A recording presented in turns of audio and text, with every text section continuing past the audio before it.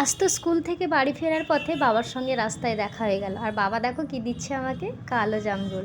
জানো তো এই কালো জামরুল খাওয়ার জন্য আগে কত যে মার খেয়েছি কি বলবো। তাহলে ঘটনাটা বলি শোনো। আমাদের স্কুলের সাইডে, ঠিক সাইডে নয় একটু ভেতরে একটা কালো জামরুল গাছ ছিল। ওই কালো জামরুল গাছটা এমন জায়গায় ছিল, খানিকটা জঙ্গল আর চার সাইডে শুধু পুকুর। স্কুলে যাওয়ার পথে আবার আসার পথে সারাক্ষণ ওই জামরুল গাছ দিয়ে যেতাম আর জামরুল কুড়িয়ে খেতাম। একটা দিন কি হয়েছে, স্কুল তো ছুটি হয়ে গেছে আর নেমে এসছে বৃষ্টি। আমরা কি করেছি, বাড়ি না গিয়ে চলে গেছি ওই জামরুল গাছে জামরুল কুড়িয়ে খাওয়ার জন্য। তারপর জামরুল কুড়াতে কুড়াতে প্রায় অন্ধকার হয়ে এসছে, বাড়ি আর আমাদের যাওয়া হয়নি। প্রত্যেকের ঘরে ছেলে মেয়েরা পৌঁছে গেছে, শুধু আমরাই পৌঁছাইনি। বাবা মারা তো খোঁজাখুঁজি রীতিমতো শুরু করে দিয়েছে।